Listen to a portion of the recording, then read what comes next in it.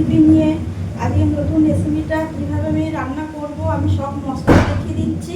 আগে প্রথমে আমি রেসিপিটার নাম বলে দিচ্ছি। আজকে রেসিপিটার নাম হচ্ছে রুই মাছের দই পোস্ত। আমি কিভাবে রান্নাটা করব সব দেখাবো পরস্পর। আগে প্রথমে আমি দেখিয়ে দিচ্ছি মাছটা। এই যে কাটা মাছটা আমি নিয়েছি রুই মাছের, লবণ হলুদ দিয়ে মাখিয়ে রেখেছি। তারপরে এখানে নিয়েছি টক দইটা আমি ফাটিয়ে নিয়েছি। এখানে আদা কুচি লাগছে, কাজু বাদাম লাগছে কটা, লবণ হলুদ, আর এখানে পোস্ত লাগছে আর কাঁচা লঙ্কা। আর এখানে আমি নিয়েছি কটা কালো জিরে, আর অল্প একটু সামান্য পরিমাণে চিনি, আর একটা ছোট্ট শুকনো লঙ্কা। এবার দেখা যাক রান্নাটা আমি কীভাবে করছি।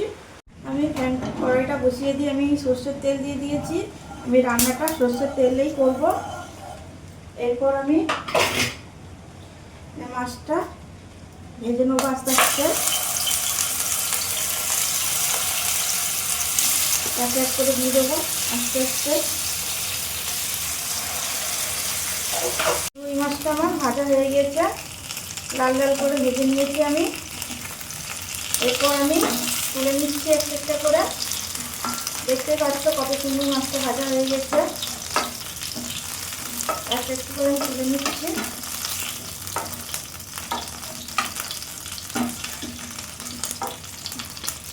এবার এই কড়াইয়ের তেলের মধ্যে আমার তেল দিয়ে দেবো। মাছ ভাজার কড়াইয়ের তেলেই আবার আমি একটু সামান্য পরিমাণে সর্ষের তেল দিয়ে দিলাম। এরপর আমি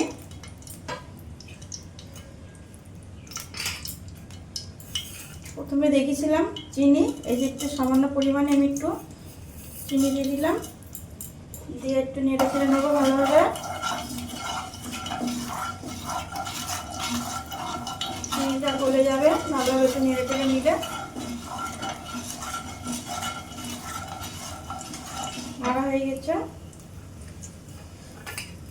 এরপরে যে আমি শুকনো লঙ্কাটা দিয়ে দিচ্ছি ফোড়নে।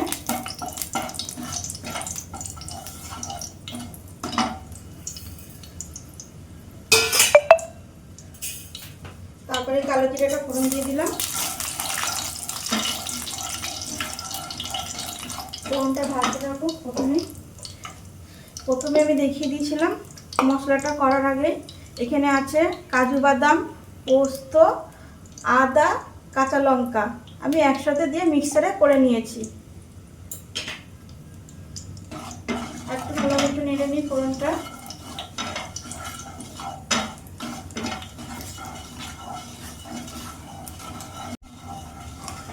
এরপর আমি মশলাটা দিয়ে দিচ্ছি।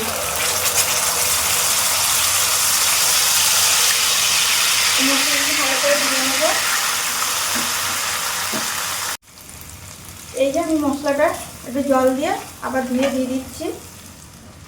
অনেকটা মশলা গায়ে লেগেছিল বলে তাই একটু জল দিয়ে ধুয়ে নিলাম, দিয়ে এর মধ্যে দিয়ে দিচ্ছি। এরপর সামান্য পরিমাণে লবণ দেবো, আন্দাজ মতন লবণটা দেবেন। এরপর সামান্য পরিমাণে হলুদ দেবো, বেশি হলুদ দেবো না, হলুদটা অল্প পরিমাণে দিচ্ছি। যেহেতু এটা বেশি কালার আসবে না, সাদা কালারই আসবে। এবার মশলাটা ভালো করে আমি নেড়ে চেড়ে নিচ্ছি। আস্তে আস্তে কষিয়েও নেবো নাড়াচাড়া করতে করতে। মশলাটা আমি একটু হালকা করে ভালোভাবে কষিয়ে নিলাম। এরপর ফেটিয়ে রাখা টক দইটা আমি দিয়ে দেবো।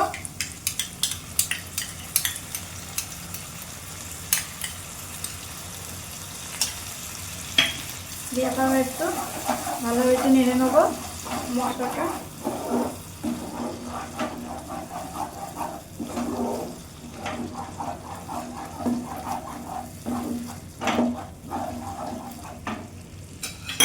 এরপর যে রুই মাছ ভেজেছে মাছটা এবার দিয়ে দেবো আস্তে আস্তে।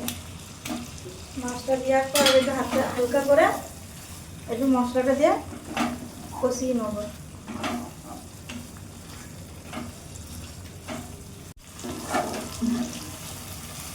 রুই মাছটা একটু মশলার সাথে ভালোভাবে আমি একটু হালকা করে কষিয়ে নিলাম। এই যে তেলটা ছেড়ে গিয়েছে, তার মানে মশলাটা হয়ে গেছে, দেখে বোঝাই যাচ্ছে। এরপর আমি অল্প পরিমাণ জল দেবো। এই জলটা মশলা মিক্সার মেশিনের যেটুকু মশলা ছিল সেই মশলাটুকুনি দিয়ে আমি জলটা দিয়ে দিলাম। এবার আস্তে আস্তে আমি ভালোভাবে একটু মশলাটা মাছের থেকে একটু নাড়াচাড়া দিয়ে সুন্দর করে নেব।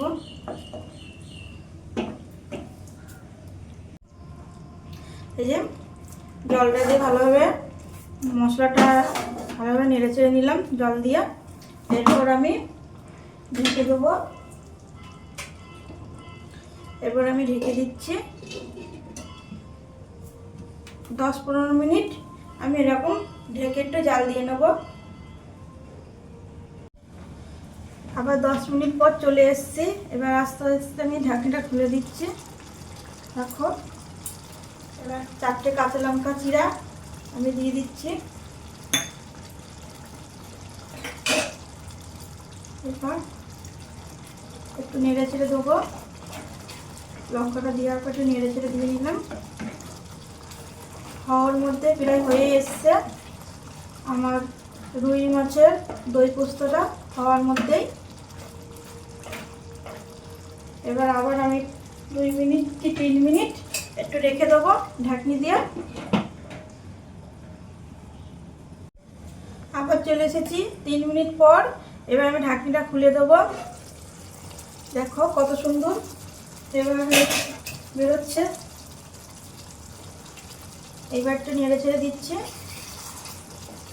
দেখতে তো পাচ্ছ আমার রুই মাছের দই পোস্তটা কত সুন্দর হয়ে গেল। রান্নাটা খুব শর্টে তাড়াতাড়িতে। এরপর আমি একটা পাত্রে ঢেলে আমি দেখাচ্ছি। এই যে কত সুন্দর বন্ধু আমার রুই মাছের দই পোস্ত একেবারে রেসিপিটা তৈরি হয়ে গেছে। দেখতেই পাচ্ছ কত সুন্দর হয়েছে, দেখেই বোঝা যাচ্ছে। আজকের ভিডিওটা আমার কেমন লাগলো সবাই একটু কমেন্ট করে জানাবে। আবার পরের ভিডিওয় দেখা হবে।